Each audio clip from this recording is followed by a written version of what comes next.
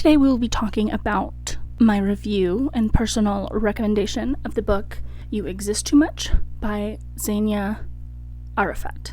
This book follows a story of a young Palestinian American bisexual woman with a love addiction and is a recovering anorexic. Yes, that's hard to say, but I think that shows the depth that Arafat is able to create, a fictional character. My friend Abby is having a book club, and as we know, even though I'm on a book buying ban, my friend Alex graciously lent me her copy. And although that is not supporting the book author directly, I'm hoping that by bringing awareness, maybe you'll pick it up and have a wonderful day and a wonderful story. I was unsure if I was going to like this book from the beginning, mostly because it's literary fiction, and not that matters. I just am currently in a very difficult chapter, a very long chapter of my life, and reading, I don't tend to do that during long, difficult chapters. It's over there. There's a book that I'll finish every book that I read. Maybe not in a timely manner, but nevertheless.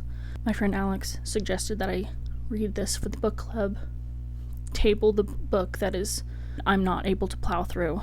A lot of the reviews I was reading on Goodreads, a lot of the lower reviews were talking about how the main character is dislikable. I don't think she's dislikable so much as she is very, attainable, in the sense that, everyone has good and bad days and reactions and paths and choices, and I just really deeply related to her. My favorite part of the book is there's a motif that follows her. The main character is nameless, and the motif is her inability to name feelings, things, people for what they are. You get a lot of pseudonyms of the sacrifice is a girl she lived with in Italy. Later in the book, she talks about the struggle she had to name her feelings and tell people her feelings.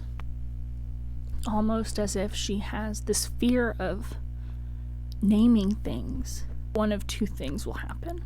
If I name something that is real, that is true, or the opposite, if I name something that is negative, that either manifests itself now that I've given it a name, or that is taken away from me because I've acknowledged it for what it is.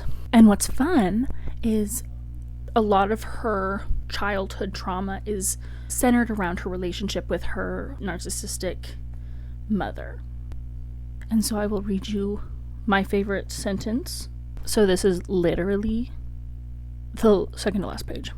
I am lost in my mother's possibility, in what could have been, caught between her frustrated potential and desire to fulfill my own.